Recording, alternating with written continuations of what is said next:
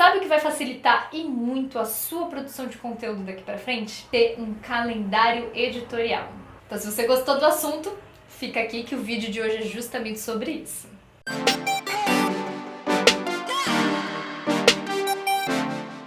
No vídeo anterior eu falei sobre linha editorial, inclusive se você não viu eu recomendo que você veja antes de assistir esse vídeo aqui, mas de qualquer maneira eu vou deixar o link aqui na descrição ou no card aqui em cima. E basicamente eu expliquei qual que é o raciocínio por trás da construção de uma linha editorial que é essencial para quem quer usar o conteúdo de forma estratégica, para não só potencializar os resultados, mas também aproveitar melhor o tempo e o dinheiro investidos ali na produção de conteúdo, que apesar de dizerem que é gratuito, a gente sabe muito bem que não é bem assim. Então é com base nessa linha editorial que hoje a gente vai fazer a montagem do calendário editorial. E qual que é a diferença entre essas duas coisas? A linha editorial são os assuntos que vão ser tratados de forma mais ampla, ali descritos na sua estratégia. Então são conteúdos pensados numa maneira de atrair, de fidelizar, de encantar o cliente, de manter um relacionamento. E aí, com base nesses objetivos aí que a gente separa para o conteúdo, é que vão ser criadas as linhas editoriais. Então, primeiro eu posso ter uma linha editorial para cada canal digital ou não. Então, focando aqui no ambiente digital, eu posso ter uma linha editorial para cada uma das mídias que eu vou utilizar. Então, eu posso ter uma linha editorial para o YouTube, eu posso ter uma linha editorial pro LinkedIn, pro Instagram, desde que, óbvio, todas elas, de certa forma, todos os canais, de certa forma, eles passem a imagem de marca, a comunicação da marca de uma forma semelhante, porque a sua marca ela não vai mudar de acordo com o canal, você tem que ter uma imagem consistente em todos eles. Então, a linha editorial, inclusive, ajuda que você mantenha essa voz da sua marca aí consistente em qualquer canal que você vai atuar. Mas, como cada um desses ambientes ele funciona de uma maneira diferente, eles podem ter linhas editoriais diferentes. Então, dentro de um canal, eu posso ter várias linhas editoriais. O meu LinkedIn e o meu Instagram, eles têm linhas editoriais um pouco diferentes. Eles são baseados aqui no conteúdo produzido pro YouTube, mas também tem alguns conteúdos que são mais específicos, porque a interação com as pessoas nesses canais, ela acontece de forma diferente. Então, eu tenho que adaptar esse meu conteúdo para esses canais e com isso também a minha linha editorial acaba mudando um pouco. Mas ela está sempre atrelada aí aos objetivos que eu tenho aqui pro meu negócio. Pensando no objetivo da empresa, pensando nas linhas editoriais, como que a gente faz a distribuição dessa linha editorial aí no calendário? Pegando a minha linha editorial aí do como fazer. Dentro dessa minha linha editorial, eu vou ter temas específicos. Então, esse aqui é um vídeo, por exemplo, de como criar um calendário editorial. O vídeo de linha editorial é como criar uma linha editorial. São tutoriais e esses temas, eles entram dentro, esses temas que são definições mais específicas da minha linha editorial, eles vão entrar dentro do meu calendário. Quando eu vou montar o meu calendário editorial, ou seja, o que eu vou postar dia após dia, especificamente, qual é o tema, qual vai ser o conteúdo daquela postagem, que formato que ela vai ser, todas essas definições elas têm que estar dentro do meu calendário editorial. Eu não faço uma distribuição por igual em todas as linhas. Então eu trabalho aquelas linhas que, por exemplo, naquele trimestre, elas são mais importantes para algum determinado objetivo que eu tenho para o trimestre.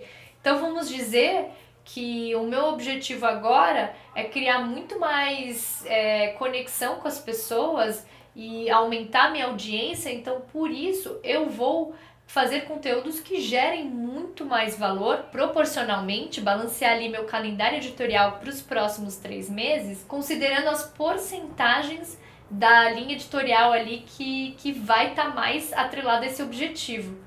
Então, a minha linha editorial de conteúdos em formato tutorial são as que mais geram valor para a minha audiência. E se eu quero aumentar minha audiência, eu tenho que gerar mais valor. Então, logo, eu vou produzir mais conteúdos focados em gerar valor para essa minha audiência. Para definir os temas, os formatos que esses conteúdos eles vão ser apresentados, ou às vezes até os canais, mas como eu disse, eu trabalho sempre com os mesmos.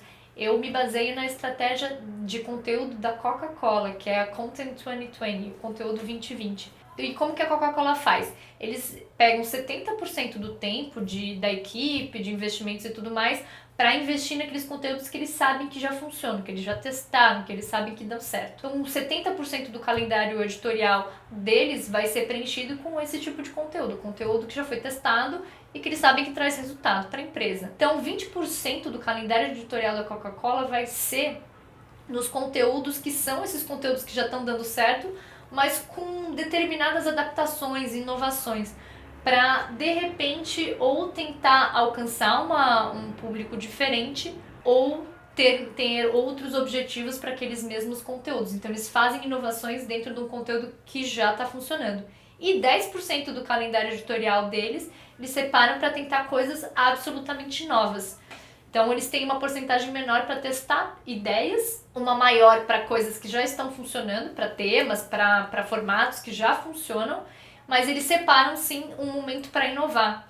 E é importante aí que você faça isso também, não só na parte de conteúdo, mas na parte de marketing no geral, também usa esse mesmo raciocínio, né? De deixar uma boa parte investir naquilo que está funcionando, uma um pouquinho menor em algumas inovações pontuais e 10% ali que seria uma parte onde você pode errar sem se sentir culpado por isso, mas é ideal que você teste porque é assim que você se mantém sempre atual, trazendo coisas inovadoras aí também para a sua audiência e para os seus clientes, dependendo de como que você vai usar esse raciocínio. Mas falando especificamente de calendário editorial, é muito interessante porque nessas você pode descobrir aí um conteúdo que vai funcionar muito bem e que pode virar em algum outro momento os 70% aí do seu calendário editorial aí, da sua estratégia de conteúdo. E aí agora os temas, como que eu defino os temas em si?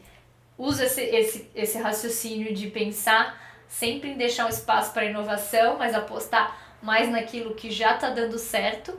E aí, para saber quais temas especificamente eu vou tratar, eu uso algumas ferramentas para descobrir o que as pessoas estão pesquisando, como o Answer the Public, o Google Trends, o Ubersuggest, que é uma ferramenta de pesquisas de palavras-chave, para entender o que as pessoas estão fazendo de pesquisa, tanto no Google quanto aqui no YouTube. E também sempre leio comentários, tanto os comentários nas minhas redes, quanto nas redes também dos concorrentes, de pessoas que estão ali inseridas, que são clientes desse mercado, né, que são os mesmos clientes que eu gostaria de atingir. Então eu sempre busco também entender o que essas pessoas estão procurando em termos de conteúdo, quais são as dúvidas, o que elas gostariam de ver, e assim eu também produzo conteúdo com base nisso e monto calendário editorial ali, escolhendo os temas com base nas dúvidas dos clientes. Então agora vamos para a prática, onde eu vou mostrar como que eu organizo todo o calendário editorial para fazer com que toda essa teoria aí, todo esse raciocínio, ele vire algo prático que vai ser executado em breve. Então eu tô aqui no Trello para mostrar como que a gente transforma essa linha editorial num calendário editorial.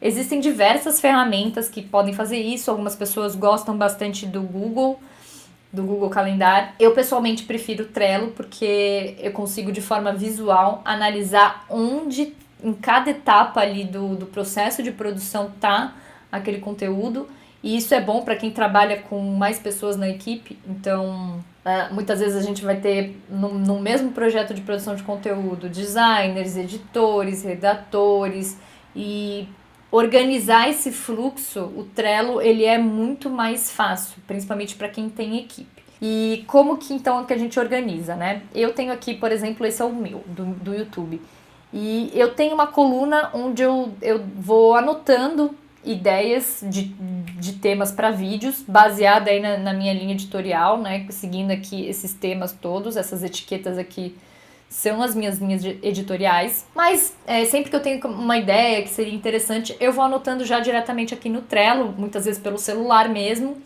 Então eu deixo essa coluna aqui, e aí quando eu preciso montar o calendário, eu já tenho algumas ideias bem interessantes muitas vezes aqui para puxar. Aí, antes de eu produzir e escolher quem vai realmente fazer parte aqui do calendário editorial para os próximos 3 meses, 2 meses, eu não passo de 3 meses planejamento, porque muita coisa aí pode mudar nesse período.